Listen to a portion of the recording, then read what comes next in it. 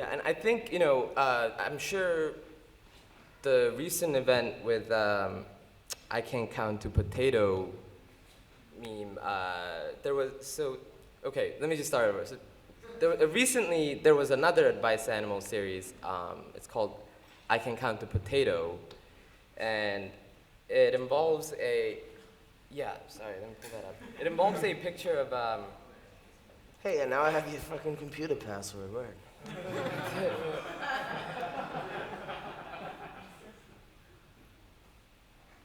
So, I can count to potato. Potato.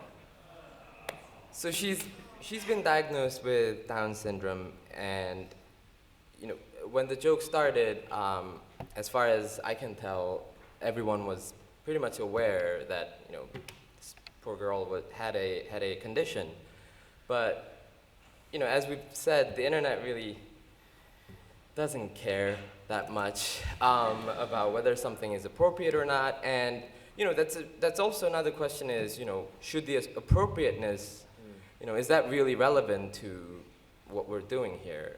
And I don't know, I just kind of wanted to, it's really good to hear from Mrs. Boston and Blake that to be aware of the fact that to let this pass or even have the most enjoyable experience out of it, basically resorting to complaints or any attempt to basically delete a part of the internet is not a very effective way to do things. I'm sorry, did you? You should show them the actual Sun article. You didn't mention that she recently found out about the meme. Sure. Sorry, it's a little bit disoriented right now. A few too many? So the meme has been going around for a while, and what happened was more recently, in April, the girl's mother took it to the media. She went on BBC, she went on the UK Sun, and basically just brought it out in the public. She's my daughter, and she's she's the centerpiece of this tasteless joke.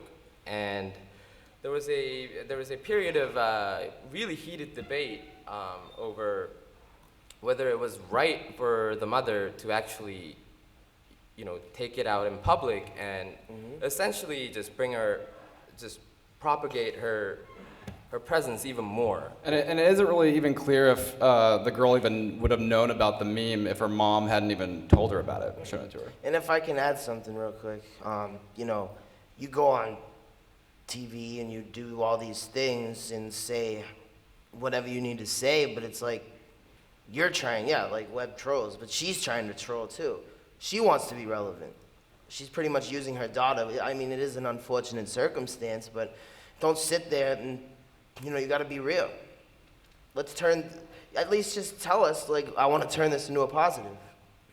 So actually, we did have a pretty in-depth discussion about this last week amongst ourselves, and I think a lot of times there's been more and more opinions and views where it's kind of like kept in hindsight, right? Where if you wanted to protect your daughter, you shouldn't have took it to the media. But that's sort of like the standard reaction to people basically getting themselves into Streisand effect, which is this axiom that says if you're trying to openly get rid of something from the internet, your agenda is going to be blown up even more, leading to just further exposure of the thing that you were trying to get rid of. The Barbra Streisand effect is what it's referred to. Jeez, that's a perfect answer. And our question is, how do we transition from basically giving advice or providing commentaries after the fact? Because I think there are certain cases, such as like if you're trying to protect your child, I think there is room for irrationality. And this is not really anything of a moral crusade. It's just really trying to put myself in the mother's shoes And without her being, I don't know, an internet expert, it is plausible that she thought that was the best thing to do. And I was wondering if, I don't know, if anyone had. I think it kind of has to do with who contacts them first. Like, I'm wondering if the Sun, because the Sun has so many articles on trolling victims, I wonder if the Sun is like looking these people up and contacting them. And it seems like you guys contacting Blake probably had to do with Blake learning to roll with it better. And it's sort of, it's like, he gets there first. It's like Magneto and Professor X, like they're both looking for the same people and trying to recruit them. Like, one of you has to get there first and make sure it goes the right way. So I think it's great that you guys are looking up people like Blake and making sure they know how to deal with the situation they're in, because they're not experts and they don't know how to find someone to help them deal with it. Yeah, like what I said, I wouldn't be here today if it wasn't for them. You know what I mean? Oh, two questions. Yes. Maybe you guys should create another meme page and like, oh shit, I'm a meme, what do I do? We actually discussed this. That's really interesting because that was actually what I was gonna just go about right now is, you know, in recent light of those things, I think one of the things that we can do as people who just, you know, run into these and study these things every day, start a Know Your Meme guidelines or manual to internet famo. And, you know, I think there are two different types of situations, such as, you know, Blake, for example, you know, he's an adult, he can totally make his own decisions. And, you know, if he wants to, he can choose to, I don't know, try to gain something from his fame, or not, or just, you know, stay low-key and go about his way.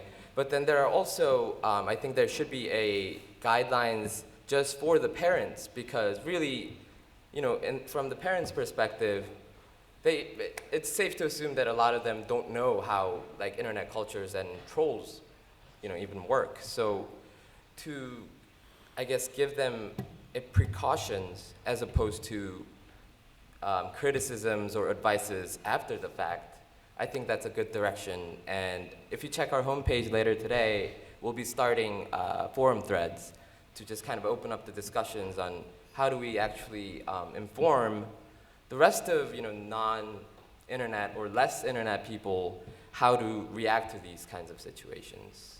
So, yes. I just would say that I think it puts you in a weird position to say how the parents should react while you've got ads next to their Down syndrome kid and you're the media. So who else should they go to? If they can't go to the media themselves to fight the media on it, if they don't agree with it there, you know, everyone goes boo when they see the picture, but you guys are fine having an ad there. Who are you to say that they shouldn't be pissed off about it when you're making money from the actor? That's an interesting question.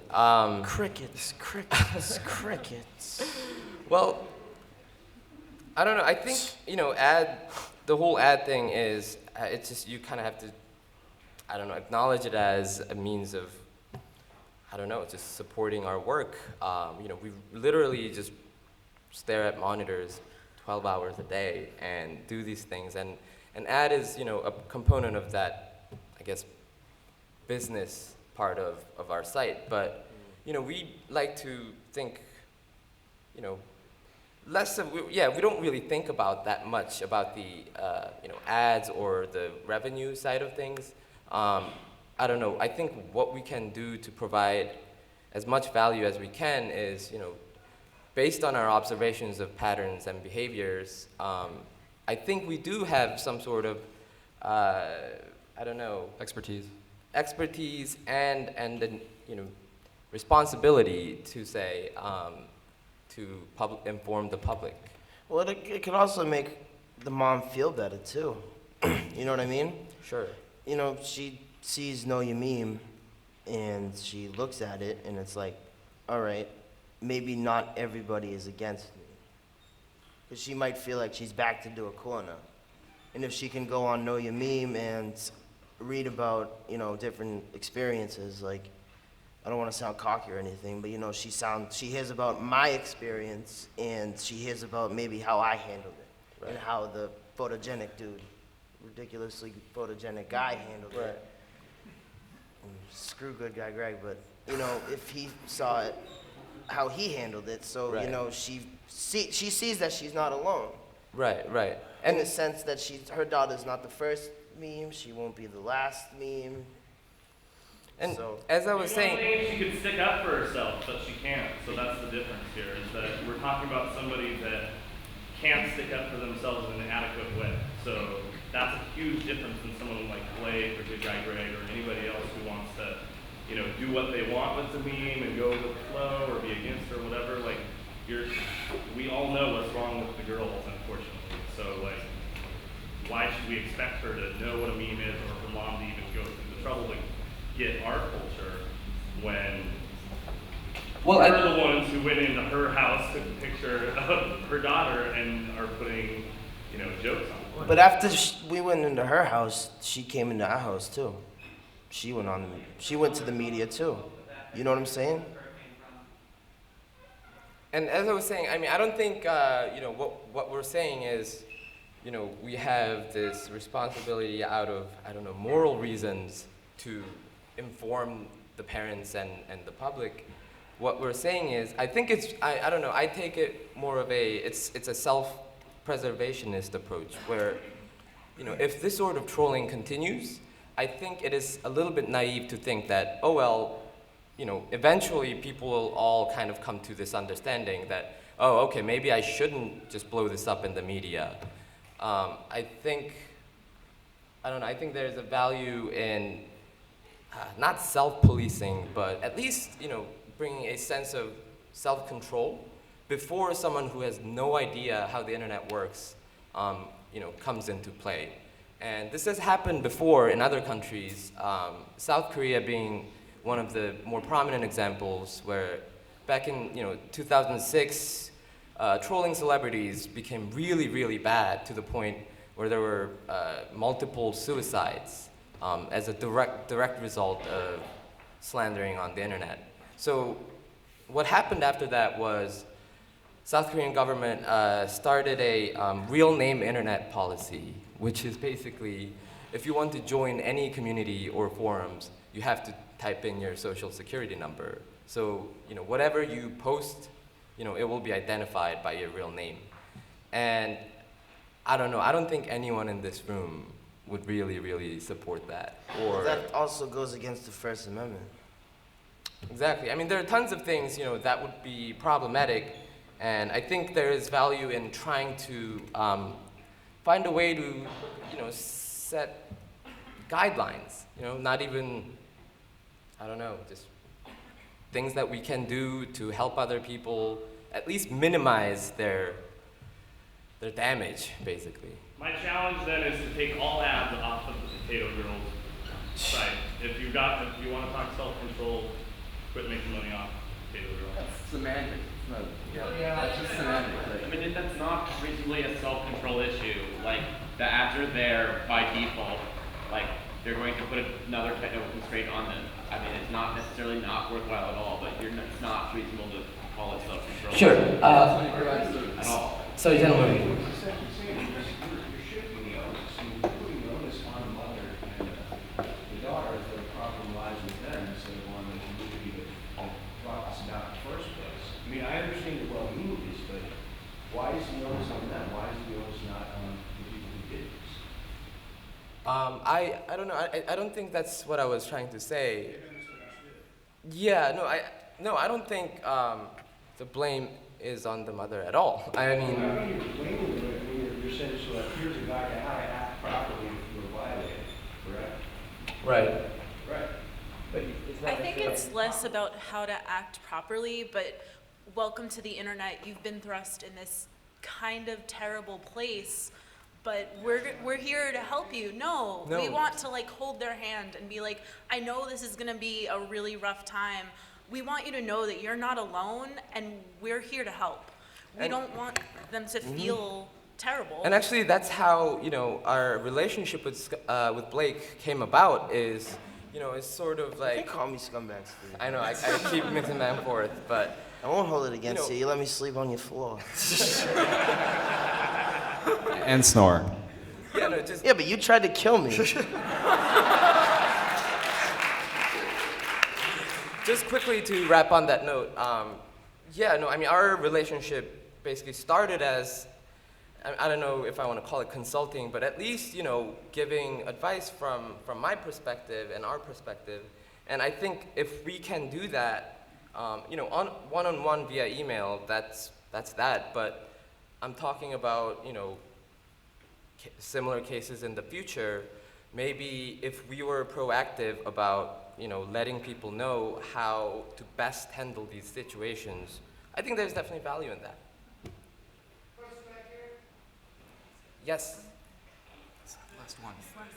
This is the last question. Sorry. All the way back.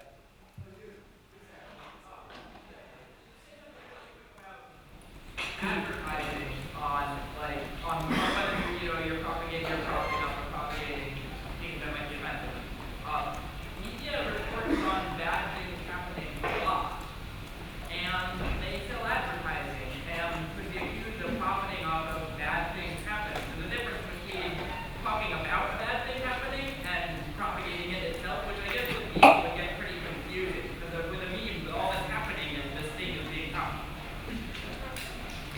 Right. If I'm gathering it right, so what you're saying is with Know Your Meme, we're kind of we're serving as dual functions of a place to curate these questionable images, and the secondary part is reporting on it. Is that what you're saying? Right. Well, I think the difference between making, I guess I sort of undermined my own point. The difference between making money reporting on something bad happening and being part of that thing happening is what I wanted to say. But then I realized it means that this is kind of a bit more confusing than with some other sort of video. Yeah, I mean even just the gray area between what is a news agency and a meme curator blog. These things are, I think, sort of converging. I mean, even just the subject of news and what is meme, they're also kind of overlapping and converging as we speak. So, yeah, no, I agree. It is a I don't know. There is lots of ambiguities that need to be sorted out. Well, thank you for. Yeah, thanks, guys. And thank you, Scumbag Steve.